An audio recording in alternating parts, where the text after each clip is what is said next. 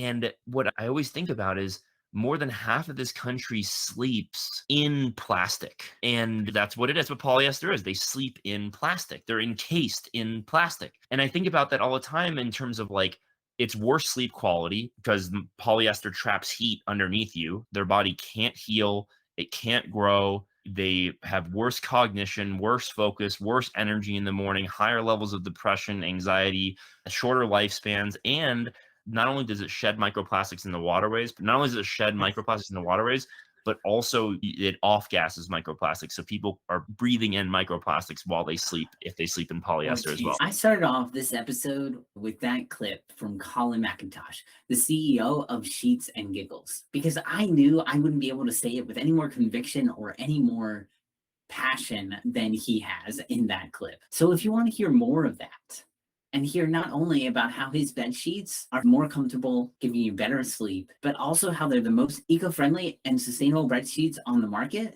then make sure you stick around for this entire interview where we break down not only how to get the best sleep of your life, but also dive into some really deep topics surrounding company culture as well.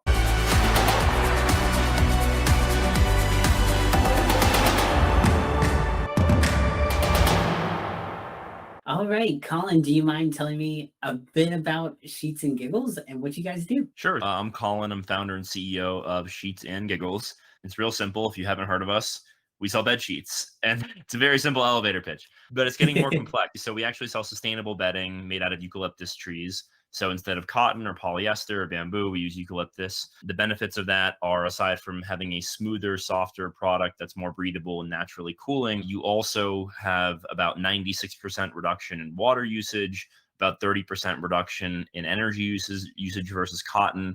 And then you also have zero insecticide usage, whereas cotton uses 16 to 24% of the world's insecticides on an annual basis just by itself. And a lot of those are what's called neonicotinoids, which are killing bird and bee populations. They've been banned in Europe and a few other places, but not in the US and not in Asia. Our sheets are fully sustainable. We have comforters, duvet covers, and recently we've released our eucalyptus mattress, which is really exciting and pretty unique product. And we have spent 5 years building up to this and have over 100,000 people sleeping on our sheets. And now it's time to take the next step in the bedroom and do something a little more king sized, I guess is the way I'd put it. Nice. What is that next step, the king size? The mattress, and then mattress pillows. We're doing mattress protectors. We're doing a bunch of new product line expansion. So we started with the sheets, and now we had the giggles, is what we say internally. And we've really built a lot of goodwill with our community around our sheets and our sustainability and philanthropy. And next up, we think we've built a really quality mattress. It went on sale this month and it'll ship next month. And then we launch our pillows in August or September as well. And then we have a zero plastic mattress protector coming out in September. And then from there, we're going into pajamas and probably towels as well. And those are being finalized. Nice. That's awesome. So you're really trying to fill out the entire bedroom for sure. And then some. Yeah, exactly. And then maybe wander into the bathroom a little bit, maybe wander into the living room with some curtains. We've got some big product expansion plans. Basically, any home textile that's currently made predominantly out of polyester or cotton, we really want to challenge the paradigm and tell people that there's a better fabric and a better way to make home fabrics. Definitely. So you basically that uses those type of materials, you could make them with the Yeah, you can make them. Yeah, bingo. Gotcha. Yeah. So how did you come across the eucalyptus lyocell? Yeah, it's a bit of a mouthful. Yeah. So simply put, eucalyptus lyocell is what's called cellulosic rayon, and that means that it's a rayon fabric made from cellulose plants. It's USDA bio-preferred, certified to come from plant-based materials, and biodegrades completely in 9 weeks. And it's a really wonderful alternative to synthetics made from petrochemicals that leach microplastics into our waterways. So it doesn't grow in the ground as a fiber like something like a cotton, but can be turned into a really luxurious, smooth fiber via a closed loop process that uses a solvent called amine oxide. This is probably TMI, but the solvent can be reused and recaptured in every batch, which is actually a major upgrade from bamboo viscose, which is more popular cellulosic rayon that most people are familiar with. It's an older version of this process, the first generation of cellulosic rayon that uses something called carbon disulfide, which is actually extremely harmful to workers and environments. So the major improvement between bamboo and eucalyptus is the solvent used and the recapturing of that solvent versus the disposal of it. And so I came across it in 2017. When I founded the company, I was doing a lot of research into different materials and fabrics that would be suitable for sustainable bedding. And the criteria for selection was really, it had to be top of the line in sustainability, no compromises, but it also had to be a really luxurious product, because I knew that people aren't going to try something or use something, even if it's the most sustainable thing in the world, if it's not a wonderful product. And so I tried everything from hemp to linen to lyocell and modal and viscose and a few other different things. And in terms of sustainability, I would say that hemp is really the only fabric that would rival Eucalyptus Lyocell's sustainability. But in terms of feel and touch, hemp sheets are just not there. We're working on it. We're always working on it. We actually have an 85%, 15% blend where we're just introducing 15% of hemp into the product. And even that makes it so incredibly rough versus the 100% lyocell products. I hope to incorporate hemp in the future, but for now, the 100% lyocell product is really phenomenal. So that's how I discovered it, through just research and working with different manufacturers to figure out what options in the market were. And I chose it for those reasons I've already listed, but also because the market penetration in the US was extremely low.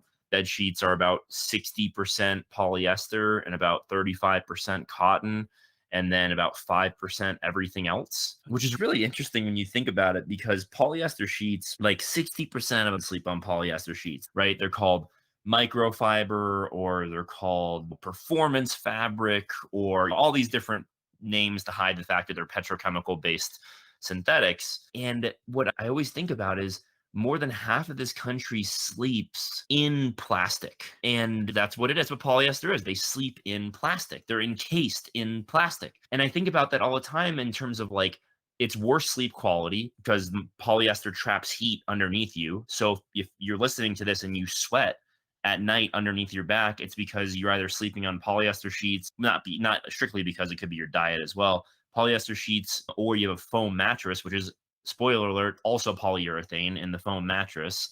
So you're sleeping on a plastic mattress with plastic sheets covered in a faux fur duvet cover. Faux fur just means plastic, and you're sweating bullets, and you're waking up in the middle of the night and you're tossing and turning, and you're like, why am I so hot? It's because the $20 duvet cover that you bought is made from plastic.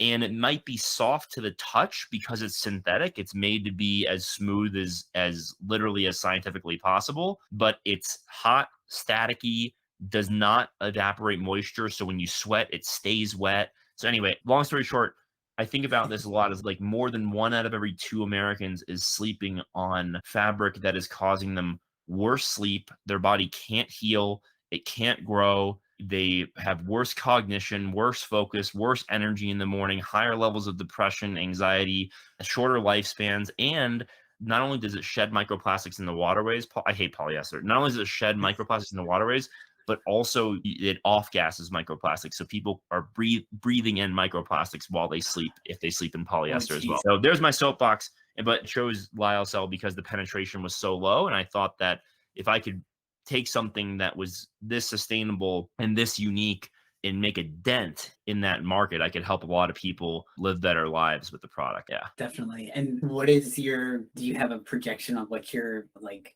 market penetration is now, or has that changed at all? Or we have about 150,000 people who sleep on our sheets as of today, and that's in 4 years, approximately 3.5 years. So I'm proud of how quickly we've grown. That's few companies can ever reach that type of volume. But it still pales in comparison to the amount of people who go onto Amazon.com, type in queen sheets, see $20 performance fabric, aka microfiber polyester, buy it and don't think twice about it because they don't realize how important it is to the rest of their life. And so, yeah, so percentage wise, if you have 200 million adults in America, we're getting close to 1/1000th penetration, which is actually not that terrible. So it's somewhere to start. 0.1%, close to it. So yeah, you'll have to start somewhere. You gotta start somewhere, and you've reached 150,000. That's really good. What do you think it would take for like more people to start adopting this on a larger scale? More affordability. So for just speaking bluntly, our sheets are 150 for a queen, 170 for a king. 80% of our orders are queen and king. So that's just the way the bed market is. Our mattress is extremely aggressively priced to where we're doing hundreds of dollars less than the closest eco-friendly competitor. Our queen is $13.99 for our mattress. So we're getting really close to that sub $1,000 price point for the mattress. The sheets, our COGS, our cost of goods, and our production costs have gone up in our shipping and freight by 50% in the last 2 years. We haven't raised our prices, but it's difficult. It's difficult not to. So we were hoping when I founded the company, I didn't foresee a pandemic. I was hoping that over time, with volume increase, I could get the cost of production down significantly. And unfortunately, the opposite has happened because of the macro environment. Yeah, for the median income in the United States for a single person is $31,000. And the median household income is like $63,000. And like, if you're putting $150 queen sheets up there against $20 polyester sheets, look, I can make the argument all day long about better sleep leads to better physical health, better mental health, better life, less pain. Like, all these different people who are sleep deprived know what that does to you over time. But if you don't have, if it's $130 difference, it's just not feasible for a lot of people. So that's the biggest thing. And we're working hard on that. We think we're going to be able to release a blend where it's more like 50% Eucalyptus Lyocell and then 50% either organic cotton, which uses no insecticides and a lot less water, or something like 50% recycled polyester, to where it's not like overbearing on the product, and it's also taking water bottles out of the environment and turning it into something positive. We're looking at blends like that, and we think we can get our cost down for queen somewhere in the 79, or our price down somewhere down the 79 range, 69 range. So really hoping to close that gap quite a lot in the near future. Yeah. But yeah, that's the biggest hurdle for sure. Gotcha. And was that also the motivation for trying to mix hemp as well? No, hemp is just because it's so wonderfully sustainable. We're based in Colorado, and so we have so many hemp suppliers at our doorstep, and we really want to figure out how to incorporate hemp into the product. But I kid you not, like, these sheets are the softest sheets you'll ever touch. Like, they have a lower coefficient of friction than cotton. They're sateen weave, so they're smooth like silk. They're ultra lightweight and airy, so they're very breathable. Hemp changes all of those a little bit. Like, it makes it rougher, it makes it less breathable, like, not too bad. But yeah, we'll figure out a way to process it eventually, but right now it's not in the cards. Your sustainability play. Yeah, I really want to add hemp somewhere. I gotcha. And do you see maybe hemp coming into some of your like giggle products? Yeah. Oh, yeah. We were looking at potentially adding it to if we do apparel, then we will probably do like a hemp blend, good durability, dyes nicely. So there's definitely benefits to adding it into other product lines. Just hard to add it to the sheets without sacrificing what you guys are really trying to do with the softer. Yeah, we're gonna have better luck on affordability, figuring out a blend that doesn't compromise sustainability. Like a 50% eucalyptus product, we have samples. We've prototyped a bunch of different samples that we're deciding between. Yeah. And it's really lovely no matter what the blend is, because the lyocell is still so incredibly luxurious. We like that we can have, all right, here's the 100% flagship sheets that have made us famous. And then here's a more affordable version that we still think is a wonderful product, half the price. And it's not as luxurious, like honesty in marketing, but it's better than any $50 cotton set. That's for damn sure. So definitely. Very cool. And I know we talked a lot about the different ways that your products are sustainable and the sheets are sustainable and everything. What was your kind of motivation for going out and searching and doing research on a sustainable product? Like, why personally for you, why was sustainability so important? It's funny you asked that. There's two reasons. One is that I've always had a bit of a bleeding heart, in the sense of I never really wanted to work anywhere unless there was a reason that I was doing my job beyond just my salary. And that's such a privileged thing to be able to say, to be able to pick and choose on that criteria. That being said, you end up working at places where you don't make very much money. And so for the 2.5 years prior to founding S&G, I was at a company that was trying to end sexual assault and violence. It was a wearable device, kind of like a Fitbit. But if you pressed it, it would send out an emergency alert, like a life alert meets Fitbit. This is before Apple Watch, and it was an emergency wearable. Really wonderful for college students, for people with disabilities, joggers, and real estate agents. We had a lot of traction in those places, but Unfortunately, that company didn't work out and we all got laid off at 1 p.m. on a Monday in 2017. And I had the idea for Sheets and Giggles. I had written the business plan a few months prior. I was really passionate about the business and the brand. And I wanted to do something funny because that last company was so serious all the time, which it should have been, of course. But like for me, Right. it was difficult to always be in that serious mood. And yeah, I was just, after 2 weeks of being unemployed and thinking about, should I get a job? Should I move back from Florida? Should I move back to Florida, give up on Colorado? All these different, move out of my apartment. I was like, you know what? Let me give this a shot. I love this business idea. I love this brand idea. And so that's when I incorporated. And then after I incorporated, I set out to find the product that we would use. So October through December 2018 into January, February was a lot of research and meetings. And then we found our partner who could help us bring our product to life in March of 2018. And then we launched crowdfunding on Indiegogo in May 2018. And we did $300,000 in pre-orders. And that was when I knew that we had lightning in a bottle with the brand. Yeah, definitely. And if anybody listening here hasn't checked out your website, they definitely need to, because it's fun. Like just the messaging on it, and it flows so nice, and you find yourself smiling even though you're not trying to. So if anybody has not checked out their website, definitely go and check that out. It'll be in the description of the show notes. How do you keep up that vibe throughout your messaging? And then also, I know it's on social media as well, that it comes through there too. Where do you find like that ability to make sure that it just all aligns and it's just kind of the way? Yeah, when you start the company, it's just you in a bathrobe and a laptop, and you're writing every word, you're making every image, you're shooting the videos, you're the main model. My dog was also the main model, Harvey. He's got his own webpage, sheetsgiggles.com/Harvey. Still to this day, I don't let my team take that down. And so like the main thing I'd say is the hardest thing is, as you scale and as you grow as a company, you hire copywriters, you hire designers, you hire people with frankly different visions and different perspectives. And I say this lovingly because I love everyone that I've hired. You hire people who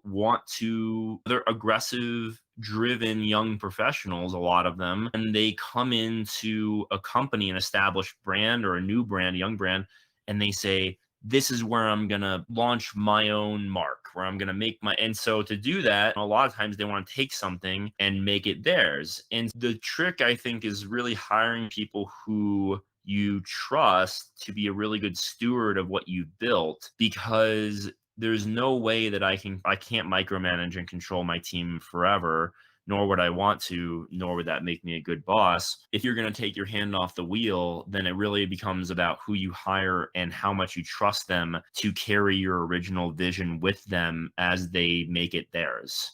And it's okay if brands evolve. We've definitely gone from, I think, funny first to now more like a hero brand first, where we're more about the benefits the product will have in your life and the benefits in the world that you'll see from supporting our brand. We donated $40,000 to COVID relief in Colorado in 2020. We donated $28,000 to cancer charities last Black Friday. That was very meaningful for me personally.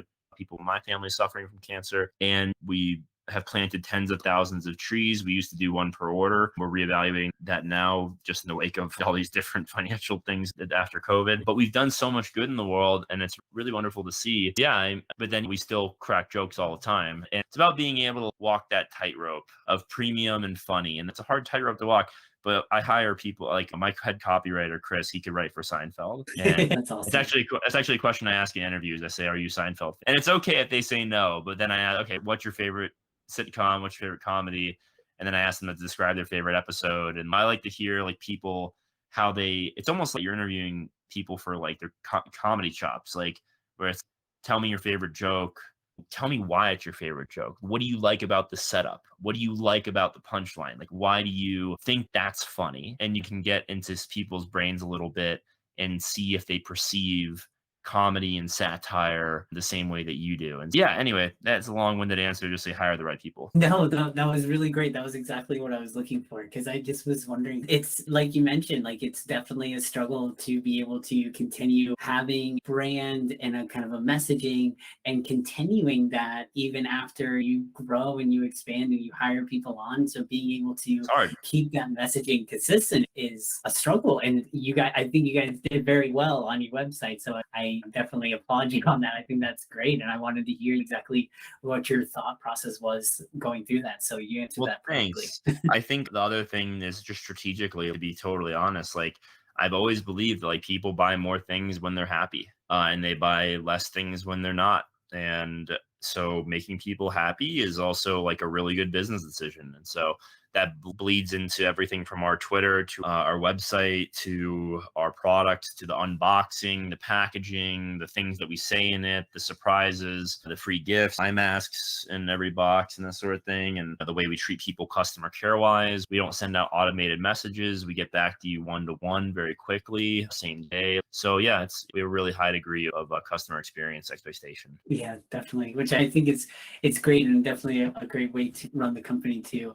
And when you guys are like if you're willing to go a little deep into what your company in the background, like in team meetings and stuff, are you guys cracking jokes in the meetings? Does that come across? Is that the Culture? is it that kind of the mood for your kind of like entire business? No doubt. We have a very casual culture. I think a lot of startups or a lot of companies like, yeah, a lot of startups or a lot of companies when the CEO walks in the room, people get very stiff, serious. They want to show off, they want to impress. For me, I basically tell people, I'm like, look, like I hired you because I think that you're smart and capable and that I think that you can do a great job at this particular function. And then you can take on more functions as well as time goes on. So I'm going to leave you alone and let you do it. And you might have teammates or managers that you have to be accountable to. But when I walk into a room, I want people to feel as though they can talk to me the exact same way that they would talk to their friends, their family. Like this is getting into a deeper conversation about like just work culture in general. I have a real problem with work culture in particular. I don't know exactly how it is in other countries, but American work culture in particular demands that you be somebody else for 8 hours a day. So we all play these different roles, right? You wake up and you're the partner, and then you get dressed for work. Maybe do a morning workout first. You're the student. Then you get dressed, you go into work, and maybe on the way in, you're the father because you made breakfast for your kid or whatever. Then you get to work and you're the employee in one meeting, but then the next meeting, you're the manager and you're just doing this. You're just doing hat, hat, hat, hat. And you have these certain things that you're expected to say. You have these certain rules that you're expected to follow. And then after work, you can be the friend at the company happy hour, right? Like loose and casual. Then maybe you go to a sporting event and you're either the player or the spectator and you scream and you're intense and you're different and you're full of adrenaline. And then you come home and maybe you're the son. You call your parent, you have a conversation with them, and you have a different interaction with them versus everybody else. What I really preach is like, so that's why I think people hate commuting so much, is because I think that it's not the traffic. It's the fact that for 30 minutes, they're transitioning from themselves into someone that they may not like, someone that they may not want to be for 8 hours. And they know that for the next 8 hours of their life, they have to be somebody different. And I think that's really taxing mentally and emotionally. And I think that it's very sad. And so I give this exact soapbox speech to everybody when they join in the interview. And I tell them, like, when you engage with me, when you engage with your coworkers, I want you to be yourself. I want you to be Chris or Jake, Frank.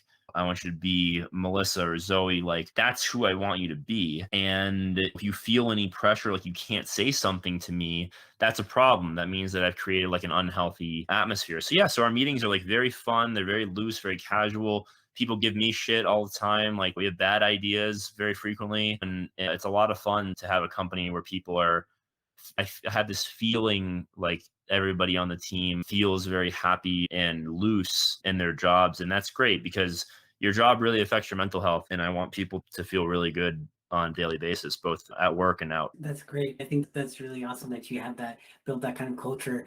What do you think in your life led you to create or want to create that type of culture for your employees? I got fired from my first job in 5 months. I'm at a hedge fund at a school. And that place was the place that taught me that being someone else for 8 hours a day is truly hell. And I would show up to work and I had to wear pants and a button down and tie. So first off, right, dress code is interesting because it basically says that you can't make your own decision on what to wear to the workplace. And we want to have a certain aesthetic, a certain look, a certain vibe. So right away, if your personal dress code doesn't match the company dress code, before you even get to work, going shopping for those clothes, putting them in your home, in your closet, and then waking up and first thing in the morning having put on this outfit that is not something that you would choose to wear. I remember being 22 and thinking, man, this is like really surreal. This is like a really like odd thing that we've set up for ourselves in this society. But all right, I want to work here, so I have to abide by the rules. And then you'd go in and you couldn't talk to the manager in a certain way. You had to talk to the manager a very different way. You had to do shorter sentences. You had to be more concise, not waste his time. Then afterwards, your colleagues would give you shit because you said the wrong thing, you did the wrong thing, always second guessing yourself, like always wondering if you had a target on your back, if they were talking about you in meetings, if they were discussing whether or not you were going to be a good fit, all the office politics and the two-facedness of the workplace. Like that's the thing that really gets me, is the duplicitousness of a lot of people in the workplaces. You know you're not yourself, so you know that they are not themselves. And when they're engaging with you, it's not genuine in a sense, right? Like people can be kind to each other in the workplace. They can be friendly and have good, cordial relationships with their coworkers. But on some base level, you're not getting 90% of jobs in this country, I think, maybe 80%. You're not really seeing the real Bob or the real Sarah. Like you're seeing their persona at work. And that's why happy hours are so fun, is because people change their persona and you get to see a glimpse beyond the curtain of who they actually are. And I remember thinking all these things, and I still think them to this day. And it's been a long time since I've worked for somebody else. It's been 5 years. But you can change your persona with investors. You can change your persona with employees. I try not to, but you can. With customers, obviously, you have to have a level of respect right away for someone, no matter who they are, what they say to you. So, but yeah, like that's really what did it for me, was like that experience of just hating my life and hating everything about my life and the people around me, and thinking, God, like, is this what I'm gonna do for 40 years? This, like that was the main. And so when I started my own company, I said, I'm going to build a culture of a place that I would like to be personally, that of a place that I would like to work at.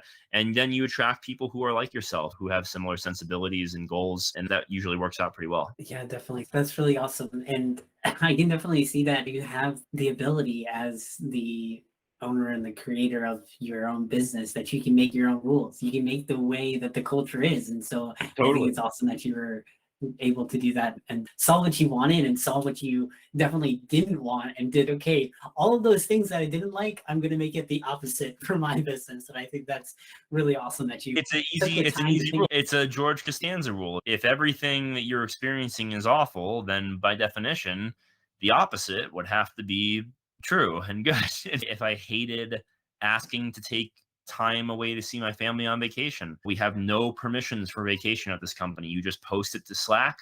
Hey, I'm taking off Friday through Wednesday.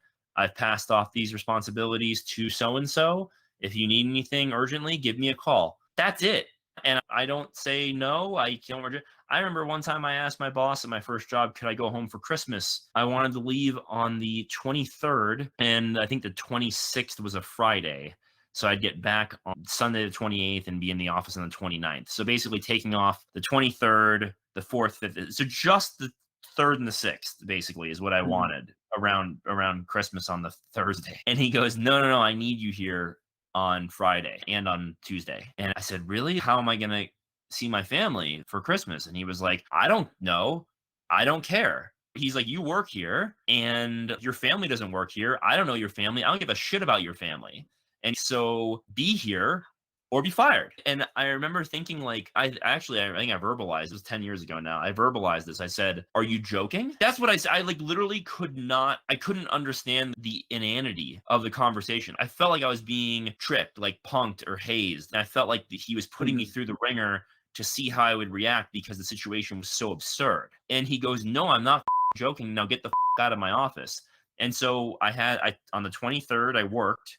I took a red eye home to Florida. I had Christmas Eve with my family, Christmas morning, and then I flew back that afternoon so I could get back on the 25th. And then I was in office on the 26th. And we didn't even do anything on the 26th. We did a normal work day, but we didn't even do anything urgently or important. And I just remember thinking, this is insane. And I think the next month I was fired anyway, so I should just quit. But yeah, For real. you don't You get should have severance. said that, and then you've been like, okay, see ya. Yeah, you don't get severance if you quit. That's true. Yeah, and that company, I give them a lot of shit, but they taught me a lot. They taught me, and it works for them. They make more money than my company ever would, man. They're a hedge fund. They're raking it in, but money doesn't. For me, money is not happiness and never will be. And it's also not, happiness is the wrong word.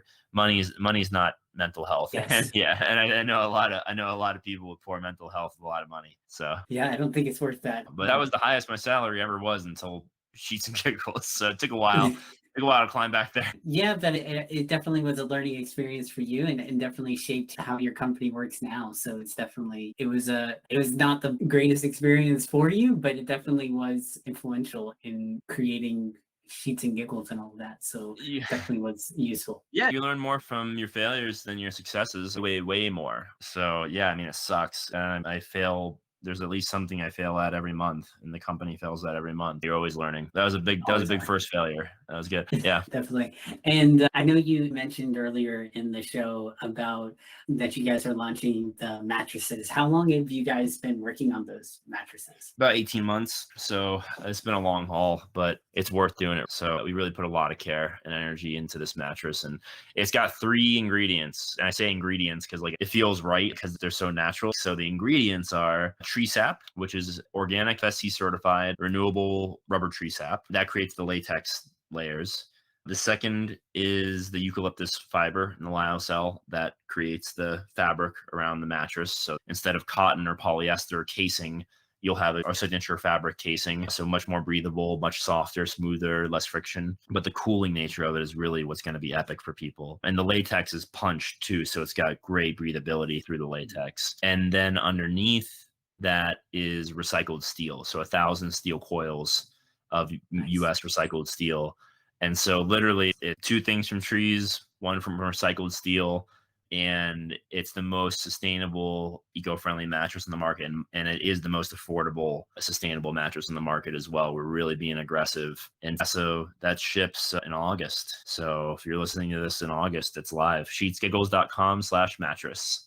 No and in the URL, just sheetsgiggles.com/mattress. Yeah. Awesome. Definitely very cool.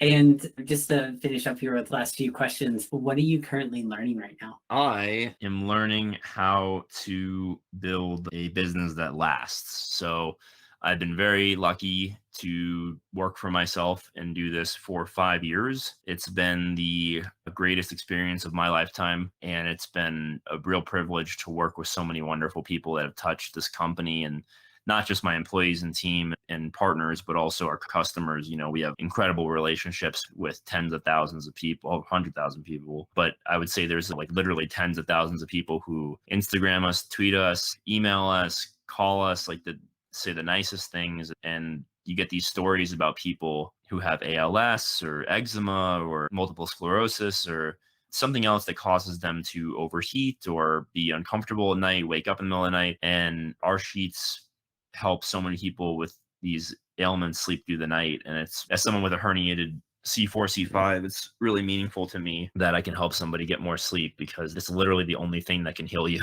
And so to answer your question, like that's been all well and good and lovely. And now in this environment, the last 2 years, costs rising 50%, changes in the marketing landscape in terms of acquiring customers, now a recession, a war. We've had to overcome a lot of hurdles. And I picked a hell of a time to start a business. Yeah. And so I think for me, the thing that I'm really learning is how to build a company that is not just a come and go company, but one that will be here, not just for 5 years, but hopefully 15 or 20 or 50. And so that's what I'm really learning now. And it's a different job to run a company that's having 7-figure sales months versus running a company that's just made its first 30 grand or 40 grand. It's a fundamentally different company. Yeah, definitely. And what is one tip that you would give somebody who is trying to grow their own green business? What is one tip that you would give them? I think I would say, oh, there's so many things. It's so hard. I like on my head, just like 5 or 6 things just flew through my head. But I think the main one would be like really try hard to get to the point where you're price parity with the unsustainable option in the market if it's an existing marketplace, because price parity is what's going to win at the end of the day versus the older option. If you're still asking people to pay more, you better have a really good product and a really good brand around it and really good customer experience, because people might pay more once, but if the product isn't wonderful, they're not going to pay more twice. And I would just say make sure everything's locked in. But if you can get to price parity or close to it, that's when adoption can really explode. Yeah, definitely. That's a great tip. Thank you. And if anybody would like to reach out to you to partner with you or learn more about you or find out more about Sheets and Giggles, how can they get in touch with you? I'm pretty easy to find. Colin Sheets and Giggles on LinkedIn, Colin McIntosh. And then obviously sheetsgiggles.com is our website. You can learn about us there. And yeah, I'm trying to answer most emails I get. I still have 4,000 unread, but I try. I'm trying. And then on Twitter, we're pretty active. I run the Twitter account myself because it's very cathartic for me. And it's great to have that one-to-one relationship with customers. And that's at Sheets Giggles on Twitter and Instagram. Great. Thank you so much for joining me here on the podcast. It's been really great having you on. Really enjoyed talking with you. We talked a lot about your company's sustainability with Sheets and Giggles, but we also got really deep into employee culture and culture of a company, which I think was really awesome. And definitely help other business owners who are out here too, trying to explore this space, trying to wonder how they can create a better culture. So I think incorporating some of those things that you mentioned is definitely a great thing for them. They'll definitely learn a lot. So thank you so much again for coming on the show. And I hope to have you back again sometime. Awesome. Thanks, Billy. It's great chatting with you, man. I appreciate you having me on. And if you enjoyed listening to this interview about the softest and most sustainable bed sheets out there, and about how creating an amazing company culture is so important for your business, then I invite you to check out this interview with Luft. They have created the world's first comfort service, which comes with a free AC and heat window unit. So when you combine sleeping on some of the best sheets in the world and having your bedroom temperature perfectly set to that temperature that your body is most comfortable at, there is nothing left but for you to have the most amazing sleep of your life.